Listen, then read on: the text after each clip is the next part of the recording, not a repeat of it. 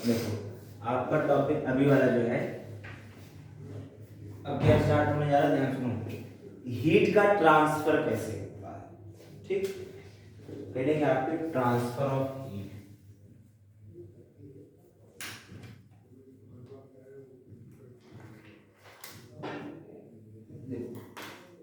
एक जगह से दूसरी जगह हीट का चला जाना ट्रांसफर का है। तो इसकी कितनी मोड होती हैं, सबसे खास बात मोड, मोड यानी कि तरीके, ठीक। तो modes of transfer of heat, तो हमने कहा मोड इसकी होती हैं 3, ठीक। मोड्स कितनी? 3। कौन कौन सी? एक को कहते हैं हम, ध्यान सुनो, पहला आदमी जिसको हम कहते हैं कंडक्शन, बचपन में पढ़ा होगा, कंडक्शन की मतलब पढ़ोगे इसको, कंडक्शन लिखा,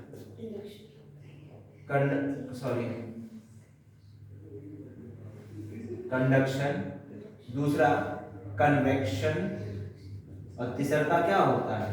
रेडिएशन, है ना। 6, 7, 8 में भी यही पढ़ते थे, आज भी यही है, पढ़ो यही होता है। अब ध्यान सुनो, कंडक्शन कब होता है? जब हीट का ट्रांसफर सॉलिड्स के बीच में हो, है ना। सॉलिड के एक एंड से दूसरे एंड में हो तो उसको कंडक्शन कहोगे। या दूसरे शब्दों में अगर मैं कहूं कि हीट का ट्रांसफर तब हो जब मीडियम के पार्टिकल्स अपनी पोजीशन नहीं छोड़ रहे हैं, तब पार्टिकल्स मूव नहीं कर रहे हैं, मीडियम के पार्टिकल्स अपनी पोजीशन पर हैं और हीट ट्रांसफर हो रही है, ठीक है। तो ऐसी कंडक्शन में जो हीट का ट्रांसफर होता है उसको कहते हैं कंडक्शन। फिर आता है कन्वेक्शन। तो मैंने कहा इसको बताते हैं कंडक्शन कहां होता है, मैंने कहा सॉलिड्स में, ठीक है। कन्वेक्शन कब होता है, मैंने कहा फ्लूइड्स में। फ्लूइड समझते हो? Yes sir. फ्लूइड किसको कहते हो? Air and gas, liquid and gas, liquid and gas. मैंने डेफिनेशन बताई थी फ्लूइड की। The one who can flow, fluid की डेफिनेशन क्या बताए थे? फ्लो जो कर सकता सबसे है, anything that can flow is called fluid. तो यानी कि लिक्विड्स में और गैस में, लिक्विड्स में भी और गैसेस में भी क्या होता है? कन्वेक्शन होता है। लेकिन अगर मीडियम ही ना हो, क्या बात है, किस बात की खुशी है तुमको? कोनो बात की नहीं, कोई बात नहीं। ये दोनों तब है जब मीडियम एग्जिस्ट करता है। क्या है? जब मीडियम एग्जिस्ट करता है तब तो कंडक्शन और कन्वेक्शन होता है। लेकिन अगर मीडियम एग्जिस्ट ना करे, मीडियम जैसे मैं सुनो, तो रोटी बनाए होगे कभी तुम में से सभी लोग, वही कर रहे हैं, मैं भी बनाया, जब ठीक है जो भी है। इधर सुनो, तो तवा में ध्यान सुनो, ऊपर रोटी रखे हो, नीचे जो है आग जलाए हो, तो तवा में क्या है, नीचे से लेकर के ऊपर हीट जा रही है ना, तो तवा से होके जा रही है, अच्छा वो है ना। मीडियम, तो वो तवा क्या है, वो मीडियम है। या फिर तवा में जो डंडा होता है ना पीछे, है ना, हैंडल, इंग्लिश में बोल दिया handle, wooden handle, wooden handle. तो ध्यान सुनो, अगर वुडन हैंडल टूट जाए, ठीक है, और आपने जो बनाना शुरू किया रोटी, तो क्या होगा? तवा गर्म हो जाएगा, इसे पकड़ लिया हाथ से, नहीं चिमटा से बोलेंगे, ठीक है। तुम चिमटा से पकड़ोगे, कोई बात नहीं। नहीं, मैं तो ऐसे ही काम चला लेता हूँ यार, ऐसे पकड़ते, ऐसे उछाले, रोटी गोल से घूम करके वापस तवा पे आती है, यूं रोटी पलटने की निंजा टेक्निक। नहीं, तवा नहीं उछलता, होती है practice makes a man perfect है। तो मैंने कहा ध्यान सुनो, वहां क्या हो रहा है कि जो तवा है, तवा के पार्टिकल्स यानी सॉलिड है, एटम्स अपनी जगह नहीं छोड़ रहे हैं, एटम्स अपनी जगह नहीं छोड़ रहे, लेकिन हीट तवा से होते होते मेरे हाथ तक पहुंच जाएगी, एक एंड से दूसरे एंड तक, ठीक। तो वो क्या है? कंडक्शन है। बात समझ में? मीडियम, वहां पर मीडियम क्या हो गया? तवा, आयरन, ठीक। लिक्विड की बात करते हैं, ठीक है। चाय बनाए होगे कभी, ठीक है। तो क्या होता है, नीचे तुम पानी गर्म करते हो, अब ध्यान सुनो, भगोने में रखे हो, स्टील का भगोना, पहले हीट क्या हुआ, स्टीम गया, स्टील से फिर वाटर में निचली सरफेस पर गया, निचली सरफेस से ऊपर आया। अब ध्यान सुनो, लिक्विड्स में और गैसेस में होता क्या है, पार्टिकल्स करते हैं ब्राउनियन मोशन, ऐसे गोल गोल, ठीक। तो यहाँ जो नीचे पार्टिकल, मान लिया मैंने यहाँ पर हीट ऊपर जलाई, जाएगा, बर्नर जलाया, तो इस पार्टिकल को जैसे ही हीट मिली ऊपर आ गया। चट्ट से ऊपर भागेगा। तो जब ये ऊपर भागेगा तो ऊपर वाले पार्टिकल नीचे क्या करेंगे, नीचे की ओर आएंगे। तो जब नीचे आएंगे तो ये हीट पाएगा। तो ये जो प्रोसेस है इसको आप कहते हो कन्वेक्शन। ये सॉलिड्स में भी होता है, गैसेस में भी होता है, ठीक है। लेकिन आखिरी बात आती है कि जब मीडियम ही ना हो तब रेडिएशन होता है। रेडिएशन मतलब जैसे सूरज से यहाँ तक आ रहे हैं, मतलब क्या ना, कौन सूरज, भगवान सूर्य जल रहे हैं वहां पर, वहां से हीट यहाँ आ रही है। तो मैंने कहा कि जब मीडियम ना हो तब हीट का जो ट्रांसफर होता है वो रेडिएशन कहा जाएगा। ये मीडियम में है, ये दोनों मीडियम में है, ये विदाउट मीडियम है। क्या बोला, विदाउट मीडियम। अब ध्यान सुनो, हमने आज तक ये जाना है कि जो मीडियम में ट्रेवल करता है उसको मैकेनिकल वेव कहते हैं, और अगर विदाउट मीडियम ट्रेवल करता है तो हम कहते हैं इलेक्ट्रोमैग्नेटिक वेव। तो क्या हीट एक इलेक्ट्रोमैग्नेटिक वेव है क्या? नहीं। रेडिएशन हो रहा है। ध्यान सुनो, रेडिएशन के थ्रू आ तो रही है, रेडिएशन के थ्रू ट्रेवल तो कर रहा है, लेकिन हीट इलेक्ट्रोमैग्नेटिक वेव नहीं है। क्यों नहीं? क्योंकि हीट को कोई कैरी करके ला रहा है। कौन कैरी करके ला रहा है? जैसे ध्यान सुनो, जब रेडिएशन इज द मेथड, एक प्रोसेस का नाम, मेथड का नाम है। हीट को कैरी कौन करता है? ध्यान सुनो, कई बार बच्चे कहते थे सर लाइट, नहीं, वो आपने बताया। ध्यान सुनो, मैंने पहले बताया था लाइट और हीट अलग अलग चीजें हैं। लाइट कभी भी हीट कैरी नहीं करती। तो हीट को कैरी कौन करता है? हीट को कैरी करने वाले भाई का नाम है इंफ्रारेड वेव। हाँ भाई, गलती। हाँ। इंफ्रारेड वेव्स जो होती हैं ये हीट कैरियर होती हैं, ठीक है। क्या बोला? ये हीट कैरियर होती है इंफ्रारेड वेव्स। तो इंफ्रारेड वेव क्या करेंगे? ध्यान सुनो, सन है, सन से जब रेडिएशन निकल रहा है तो इंफ्रारेड वेव्स के थ्रू हीट यहां तक अर्थ तक आ रही है विदाउट मीडियम। इस प्रोसेस को हम कहते हैं रेडिएशन। ठीक, इतनी बात समझ में आ रही है? हाँ, लेकिन वो देखिए ओजोन लेयर रहता है, उससे इंफ्रारेड भी चला जाता है ना साथ में, उससे यूवी आ जाती है। यूवी भी आता है। अल्ट्रावायलेट रेज जो हाँ, है हाँ। वो ओजोन लेयर छाटती है बस। वो क्या? ओजोन लेयर अल्ट्रावायलेट रेज को वापस रिफ्लेक्ट कर देती है। अच्छा, ठीक है। अब यहाँ देखो, जितना इतनी लाइट आती है, जितनी अमाउंट लाइट आती है, उतनी अमाउंट हीट भी आती है, या मतलब नहीं, इक्वल आती है? हीट और लाइट अलग अलग चीज है, ठीक है। हीट और लाइट अलग अलग चीज है। कौन कितना आगे डिपेंड हम करता लाइट है। को दोस्त समझ रहे थे। हाँ, हम लाइट को दोस्त समझ रहे थे, दोस्त, हीट का। हाँ दोस्त है लेकिन साथी नहीं। जैसे रात में भी आनी चाहिए फिर तो हीट। हाँ, दिन में थोड़ा सा लोग गर्मी लगती है, रात में भी होनी चाहिए फिर तो। अच्छा मैं डायग्राम से बताता हूँ तुमको, तुम क्या जो पूछ रही हो ना। ठीक, देखो ये समझ में आया है? ध्यान सुनो, ऐसा कुछ नहीं लिखा हूँ मैंने कि हीट कंडक्शन क्या है, कन्वेक्शन क्या है, रेडिएशन क्या है। मैं खाली कंडक्शन लिखाऊँ, कंडक्शन में पढ़ना। तुमने जो पूछा उसको बता देता हूँ, तो देर के लिए कैमरा रोक देते। और नहीं भाई, हमारा टॉपिक है कंडक्शन। हेडिंग डालो,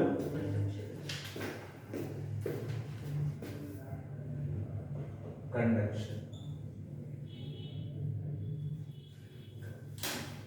देखो कंडक्शन में हमें क्या पढ़ना है कि कोई अगर क्यूब है या फिर क्यूबॉइड है तो उसमें हीट का ट्रांसफर है। क्यूबॉइड हो, रॉड हो, कुछ भी, ठीक, यूनिफॉर्म होना चाहिए बस।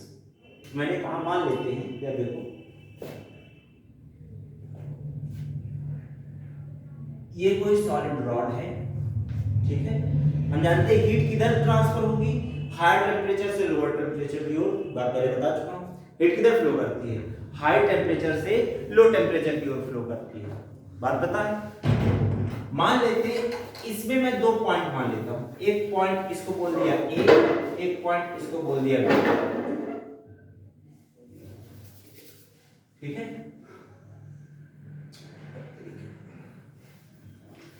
हमने कहा, ध्यान सुनो, हमने कहा कि ए का टेम्परेचर मान लेते हैं T1 है और बी का टेम्परेचर T2 है, ठीक। अगर if T2 is greater than T1 तो जो हीट होगी वो इस डायरेक्शन में जाएगी क्या? सर इधर है ना?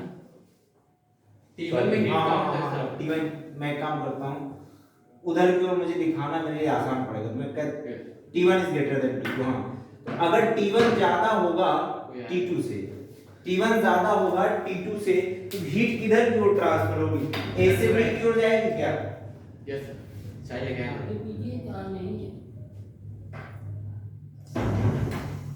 मुझे चाय आ गई। चलो मैंने कॉफी है भाई, इधर देखो। डांट पड़ेगी अगर चाय बोले तो। इधर इधर इधर मैंने कहा अगर T1 ज्यादा है T2 कम है तो हीट किधर लोअर टेम्परेचर की हो जाएगी। मैंने कहा ये दो सरफेसेस मैंने मानी है, ऐसे काट लिए जब, तो दो सरफेसेस मानी, इन दोनों A और B के बीच का जो सेपरेशन डिस्टेंस मैं मान लेता हूं, यहां से यहां तक का जो डिस्टेंस है वो x है। बात समझे? x है। हमने कहा कि Q कितना होगा, उस Q के पहले एक टर्म आता है हमारा टेम्परेचर ग्रेडियंट, वो जान लेते हैं। टेम्परेचर ग्रेडियंट, कहीं और भी ग्रेडियंट पढ़े हो क्या? प्रेशर ग्रेडियंट, उसके बाद Very velocity gradient, velocity gradient, pressure gradient, ऐसे ढेर सारी ये चीजें। सब ग्रेडियंट, ग्रेडियंट क्या होता था?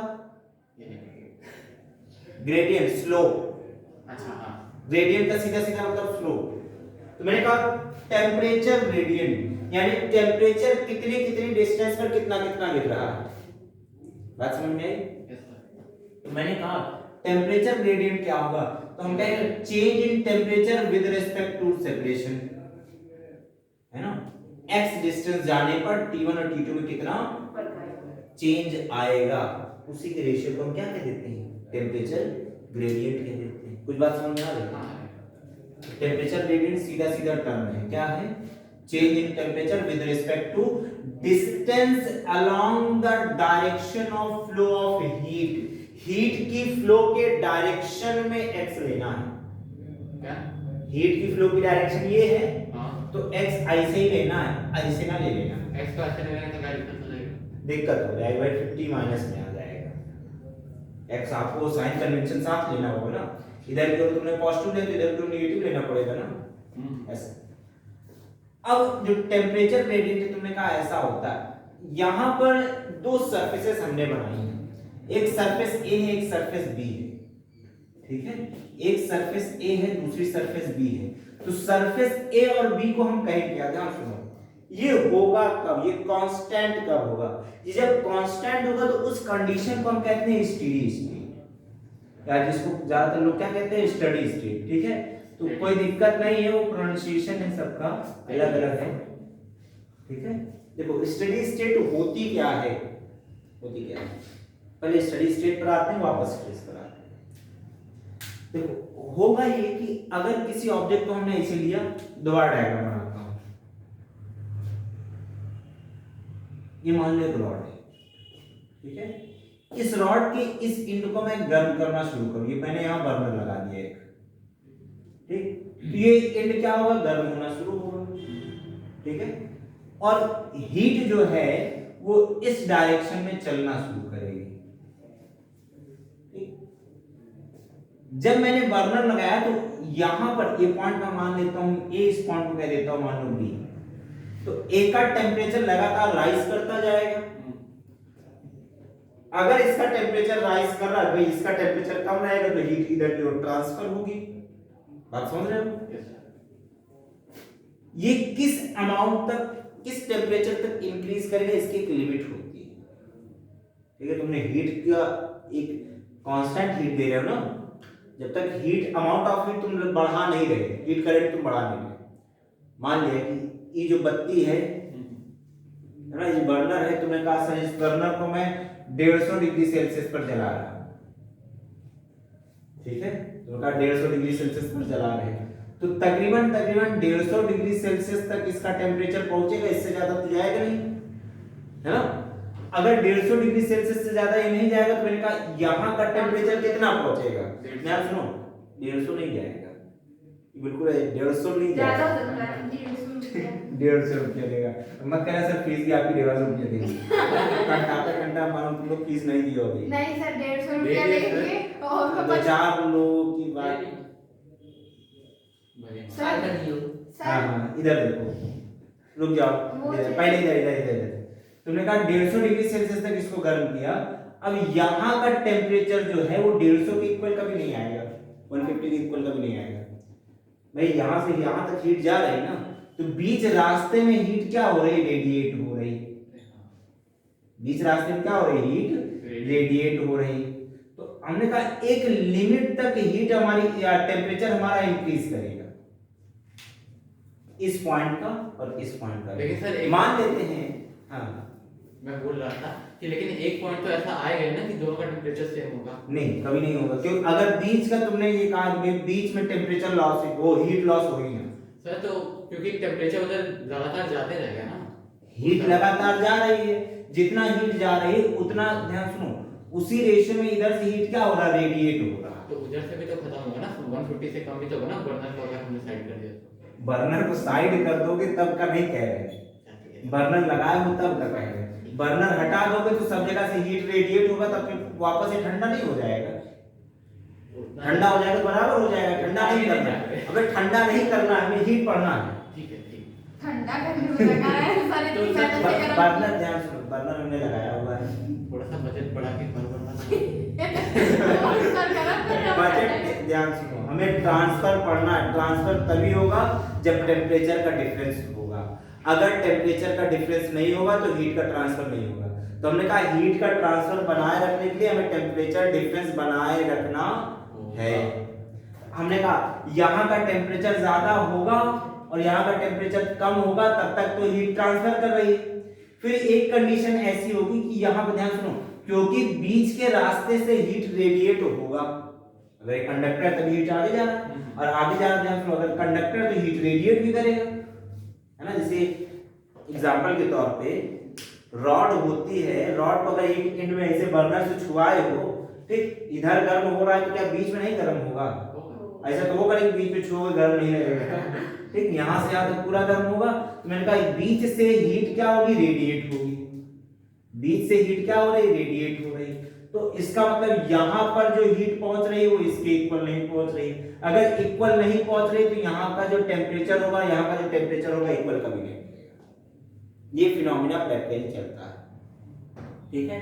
अब ध्यान सुनो, 150 डिग्री सेल्सियस के आगे ये नहीं बढ़ सकता, तो जाहिर सी बात है अगर इधर से जो मटेरियल है वो कांस्टेंट है तो उसका हीट का रेडिएशन कांस्टेंट होगा। तो एक कांस्टेंट अमाउंट में हीट अगर रेडिएट हो रही है तो यहाँ पर पहुंचने वाला हीट कांस्टेंट हो जाएगा। अगर हीट कांस्टेंट हो गया तो यहाँ टेम्परेचर कांस्टेंट हो जाएगा। उसे रिलेट कर पा रहे हो? नहीं, वापस बताएं ना। वापस बताते हैं। अच्छा ठीक, रिपीट करता हूँ, ठीक है। स्टडी स्टेट क्या होते हैं ना, सीधा सीधा मुद्दे पे आता हूँ भाई। ऐसी स्टेट किसी ऑब्जेक्ट की जहां पर हर पॉइंट का टेम्परेचर कांस्टेंट हो जाए, यानी ए का टेम्परेचर कांस्टेंट है, बी का टेम्परेचर कांस्टेंट है, लेकिन ए का टेम्परेचर और बी का टेम्परेचर सेम ना भी हो तो चलेगा। ए और बी का टेम्परेचर सेम हो या ना हो हमें लेना देना नहीं, लेकिन हर पॉइंट का टेम्परेचर कांस्टेंट हो जाए। इक्वल हो ना हो कोई लेना देना नहीं। अगर सुनो, इक्वल हो या ना हो कोई लेना देना नहीं है, लेकिन क्या होना चाहिए, ए का टेम्परेचर बी का टेम्परेचर कांस्टेंट होना चाहिए। हर पॉइंट, किसी पॉइंट पर अगर हम थर्मामीटर लगाते हैं, ठीक है, अगर शुरुआत में वो 150 बता रहा है तो आधे घंटे बाद तक 150 ही बताए, जब यानी कि जब तक हमारा एक्सपेरिमेंट चल रहा है, टेम्परेचर ना चेंज हो। अगर टेम्परेचर नहीं चेंज हो रहा तो हम कहेंगे जो ऑब्जेक्ट हमारा वो क्या, वो स्टडी स्टेट में। बात समझ में आई? स्टडी स्टेट किसको कहते हैं? टेम्परेचर का कांस्टेंट हो जाना, टेम्परेचर का कांस्टेंट। हाँ, अगर हम वो फ्लेम जो है कॉर्नर पर लगा के बीच में लगा दे तो कैसे हीट ट्रांसफर होगी उधर? बीच में अगर लगा दो, ध्यान से सुनो, तुमने कहा भैया हम हटा करके बीच में लगाते हैं बर्नर, तो हीट इधर भी जाएगी, हीट इधर भी जाएगी, क्योंकि मैक्सिमम टेम्परेचर तो यहीं पर मिलेगा। T0 बोल देता हूँ, इधर T1 इधर T2 बोल देता हूँ। जो T0 होगा ये ग्रेटर देन होगा T1 और T2 दोनों से। बट T1 और T2 इक्वल होंगे, और T1 और T2 जरूरी नहीं कि इक्वल हो जाए, डिपेंड करेगा कितनी डिस्टेंस पर है। अगर टेम्परेचर ग्रेडियंट सेम है तो इक्वल डिस्टेंस पर इक्वल टेम्परेचर मिलेगा। बात समझ में आई? और कोई क्वेश्चन? स्टडी स्टेट समझ में आया क्या है? पक्का? ठीक। अब ध्यान से सुनो, स्टडी स्टेट अगर समझ गया तो एक टर्म मुझे बताना है आइसोथर्मल सरफेस। मेन तो वही था, फर्जी इसमें स्टडी स्टेट वही लिखवाएंगे ना सब कुछ इसमें? हाँ सब लिखाऊंगा।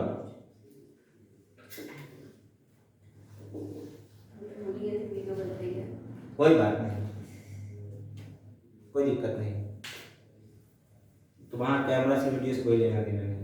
मान लो कि स्टूडेंट को भी उसको भी कंफ्यूजन होगी, वो भी पूछ लेगा सर नहीं समझ में आया। अचानक उठ के चलने का लगे।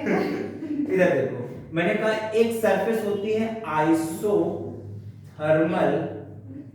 सरफेस। ध्यान से सुनना वरना अभी कंफ्यूज हो जाओगे बहुत ज्यादा। आपसे मैंने अभी डायग्राम में बनाया था, कॉन्सेप्ट समझते जाना, उसके बाद जो होगा फिर पूछना, ठीक है? मैंने कहा एक पॉइंट यहां पर, एक पॉइंट यहां पर अगर मैं बोल दूं, इस पॉइंट का नाम बोल दिया मान लो ए, इस पॉइंट का नाम बोल दिया मान लो बी, तो temperature at A may not be equal to temperature of B, ठीक? लेकिन अगर मैं ये सरफेस बोल दूं कि ये 3 डायमेंशनल सरफेस होता, मान लो ऐसा,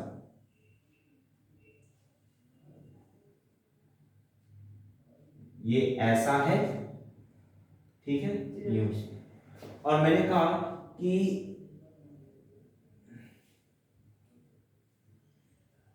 ये ऐसा बना दिया मैंने, ठीक है? ये जो रॉड था उसको मैंने इस पकड़ इसे काट दिया, ये मॉडल से रॉड इसे काट दिए, ठीक है? तो यहां के हर पॉइंट का टेम्परेचर क्या होगा? सेम होगा क्या? है ना? सभी पॉइंट्स का टेम्परेचर क्या होगा? सेम होगा। पूरी बॉडी का टेम्परेचर सेम रहेगा। पूरी बॉडी का तो सेम रहेगा। यहाँ का अभी बोला है कि यहाँ का जो टेम्परेचर है, ए का टेम्परेचर और बी का टेम्परेचर सेम नहीं हो सकता, ठीक है? लेकिन ए पर जितने एक सरफेस है यहाँ पर जितने पॉइंट होंगे हर पॉइंट का टेम्परेचर सेम होगा, ठीक? ऐसा सरफेस जिस सरफेस के हर पॉइंट का टेम्परेचर सेम हो उस सरफेस को हम क्या कहते हैं? आइसोथर्मल सरफेस कहते हैं। बात समझ में आई? द सरफेस, अगर लिखना चाहूं मैं तो ऐसे लिखूंगा, the surface having same temperature at each point is called isothermal surface। अगर ये 3 डायमेंशन में ना समझ में आ रहा तो मैं ऐसे समझाता हूं। मान लो ये इसको काटे और काट करके ऐसे सीधा कर दिए, यहां हमने ढेर सारे पॉइंट बना दिए मान लो, ठीक है? यहां का टेम्परेचर T1 बोल दो, यहां T2, यहां T3, यहां T4, ये T5, ये T6 और ये T7। हमने कहा T1 equals to T2 equals to T3 equals to T4 equals to T5 equals to T6 equals to T7, यानी कि सभी पॉइंट का टेम्परेचर क्या है? सेम है। तो ऐसी सरफेस को क्या कहोगे? आइसोथर्मल सरफेस कहोगे। तो जब हम इसकी बात करते हैं किसका? टेम्परेचर ग्रेडियंट पर, तो मैंने कहा इस सरफेस को हम क्या कहेंगे? Isothermal surface.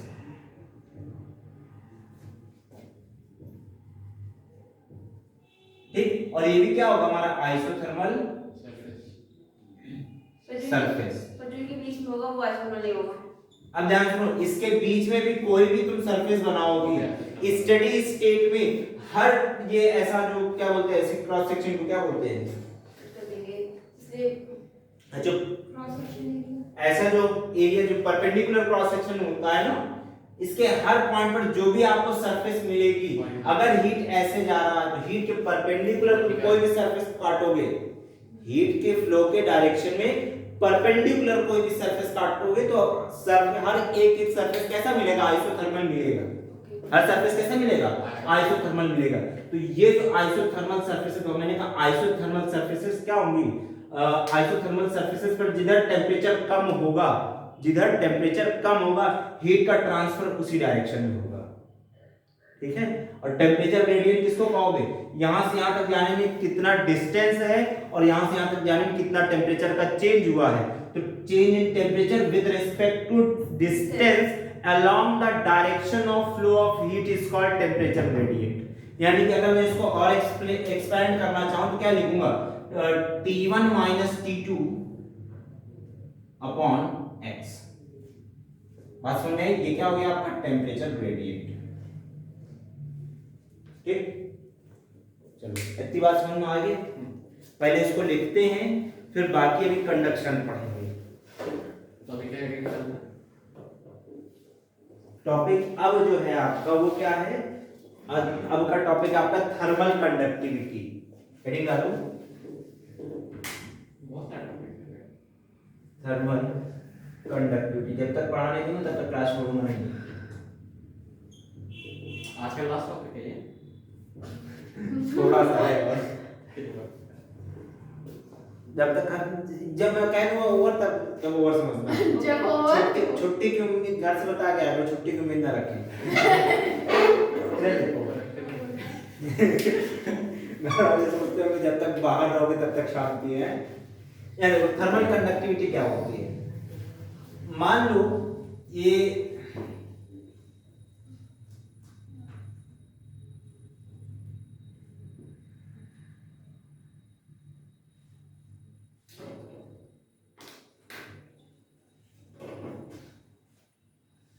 कोई तुम्हारा क्यूबॉइड है, ठीक है। यहां का एरिया ऑफ क्रॉस सेक्शन जो है, ये एरिया ऑफ क्रॉस सेक्शन इसका मान लेते हैं कैपिटल ए है, ठीक है। और मैंने कहा कि यहां पर कोई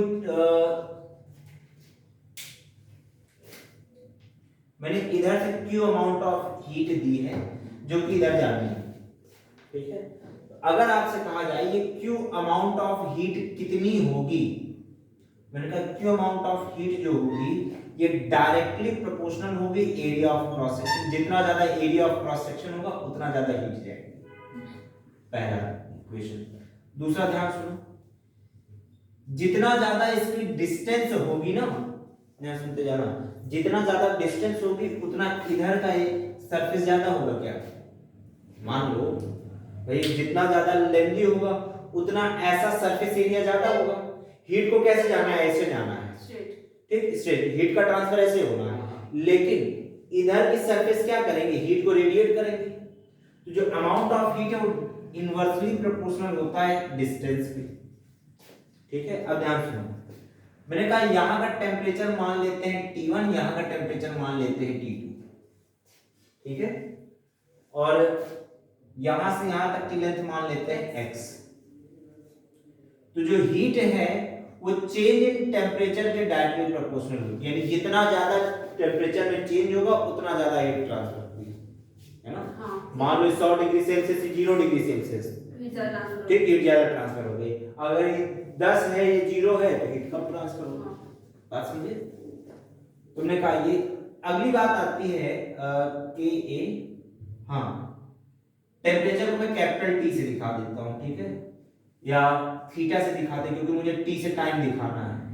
आपकी याददाश्त के लिए मैं एक काम करता हूं, थीटा से दिखा देता हूं टेम्परेचर को, ठीक है। अब बात आती है कि जो हीट है ना, ध्यान सुनो, जितना ज्यादा देर के लिए आप, जितना ज्यादा समय तक आप इसको गर्म रखोगे उतना ज्यादा हीट उधर ट्रांसफर होगी। मैंने कहा जो हीट है वो टाइम के डायरेक्टली प्रोपोर्शनल है। ज्यादा देर तक टाइम मिलेगा तो ज्यादा देर तक हीट ट्रांसफर होगी। मैंने कहा ये इक्वेशन 1, ये इक्वेशन 2, ये इक्वेशन 3 और ये इक्वेशन 4, ठीक है। तो हम कहना चाहें तो क्या कह सकते हैं, फ्रॉम इक्वेशन 1, 2, 3 एंड 4, 4 इक्वेशन से क्या कहोगे, Q is directly proportional to A delta theta upon x into T, है ना। या अगर मैं इसको लिखना चाहूं, ब्लैक वाला मार्कर और नॉट बहुत ज्यादा मोटा हो गया है, खाते पीते खानदान का। देखो Q इक्वल्स टू क्या लिखेंगे, एक बार फिर से मैं लिख देता हूं, यहां पे लिखा है Q is directly proportional to A delta theta upon x into time t, अच्छा, ये है क्या? Change in temperature with respect to distance. Distance, यानी कि टेम्परेचर ग्रेडियंट। अब ध्यान सुनो, प्रोपोर्शनैलिटी का साइन हटाओगे तो इक्वल्स टू का साइन लगा करके कांस्टेंट के लिखोगे। तो हमने कहा Q equals to K times A delta theta by x into T। यहां पर K क्या है? K प्रोपोर्शनैलिटी कांस्टेंट है, जिसको हम कहते हैं कोएफिशिएंट ऑफ, हाँ, coefficient of thermal conductivity. Thermal conductivity, बात समझे? यानी कि अगर मैं K का फॉर्मूला लिखना चाहूँ तो K इक्वल्स टू क्या लिखोगे? Q upon A delta theta T into x। ठीक, आपको इतना नहीं याद रखना है, ठीक है? आप इस फॉर्मूले से काम चला सकते हो जहां भी जरूरत पड़ जाए। अगर मैं आपसे पूछूं K का SI यूनिट क्या होगा? Heat joule metre. इधर ध्यान सुनो, बनाते हैं SI यूनिट। आपने कहा जूल, इसके लिए आपने कहा मीटर, अपॉन एरिया के लिए क्या लिखोगे? Square metre. डेल्टा थीटा क्या है? चेंज इन टेम्परेचर, तो आप क्या कहोगे? केल्विन। और इसके लिए क्या लिखोगे? सेकंड। इससे एक चोरी हो गया क्या? मीटर से मीटर चोरी हो गया, बचा गया। अच्छा, एक और मजे की, जूल है अपॉन में सेकंड है, जूल पर सेकंड क्या होता है? वॉट। है ना, वॉट। वो वाला वॉट नहीं, यहाँ पर क्या है? वाट, पावर वाला। आपने कहा इधर देखो, लिखना चाहो तो जूल पर सेकंड मीटर केल्विन लिख सकते हो। ये के कैपिटल लेटर में लिखना, और मीटर और के के बीच में हाइफन लगाना, ठीक है? वरना स्मॉल एंड मिली को बताता है, इस बात का ध्यान रखना। तो जूल पर सेकंड को आप चाहो तो लिख सकते हो वाट। वाट का डब्ल्यू हमेशा कैपिटल लेटर में लिखा जाता है, अपॉन मीटर केल्विन। ये हो गई आपके SI यूनिट, ठीक है? बात समझ में आई? कोएफिशिएंट ऑफ थर्मल कंडक्टिविटी है आसान। चलो, एक लिखो, फिर बताते हैं हीट करंट किसको कहते हैं। आज ही पढ़ाऊंगा सर, आज ही। डेफिनेशन ऑफ, हेडिंग है आपकी डेफिनेशन ऑफ थर्मल कंडक्टिविटी के। अब ध्यान सुनो, ये के थर्मल कंडक्टिविटी है, ध्यान रखना, ठीक है? के क्या? Thermal conductivity. के से केल्विन मत समझ जाना, यहां से आते हैं, ध्यान सुनो, यहां पर से हमने कहा Q क्या है? Q equals to K A delta theta by x into T, है ना? तो अगर if area of cross section 1 unit का हो जाए, है ना, ये यूनिट हो जाए, डिस्टेंस भी pressure delta theta by x, यानी टेम्परेचर डिफरेंस तुम्हारा क्या हो, सॉरी टेम्परेचर ग्रेडियंट, ये भी 1 यूनिट का हो जाए, और टाइम तुम्हारा ये भी 1 यूनिट का हो जाए, तो तुम्हारा Q क्या हो जाएगा? K के इक्वल हो जाएगा क्या? अच्छा, में तो हम कहेंगे thermal conductivity is the heat flows through a rod of area of cross section 1 unit for 1 second with temperature gradient 1 unit, ठीक? with temperature gradient 1 unit, ये आपका डेफिनेशन बनेगा। तो डेफिनेशन लिखो, पहले इतना लिखो, हेडिंग है आपकी हीट करेंगे। देखो,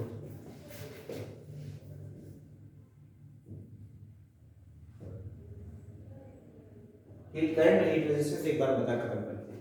होता क्या है, आप जानते हो इलेक्ट्रिक करंट क्या होता है? Amount of charge flowing with amount of charge the flow of charge with respect to time is called electric current ना। तो यहाँ क्या है? हीट करंट है, तो flow of heat with respect to time is called heat current। है ना। तो अगर आपसे पूछा जाएगा हीट करंट कितनी है तो आप कहोगे H equals to Q by T। बात समझ में, ये कहो Q बाई T। अच्छा, लेकिन Q होता क्या है, अमाउंट ऑफ हीट। अभी फॉर्मूला निकाल लिया। Q इक्वल्स टू क्या लिखते थे, K A delta theta upon x into T, अब तो अपॉन में T है, तो ये वाला T और ये वाला T मेला देखने चला गया, क्या बचा, K A delta theta by x, ये क्या कहा जाएगा, हीट करेंट। दोनों फॉर्मूला यूज करना है, दोनों फॉर्मूला यूज करना। अच्छा, इसको डिफरेंशियल फॉर्म में ऐसा भी लिख सकते हैं, कैसा, h equals to dq by dt, ठीक है। हीट करंट हो गया। अगर आपसे पूछे कोई इसकी एसआई यूनिट, जूल पर सेकंड, आपने कहा इसका जूल इसका सेकंड, तो जूल पर सेकंड होता क्या है भाई, वाट। वाट, हां से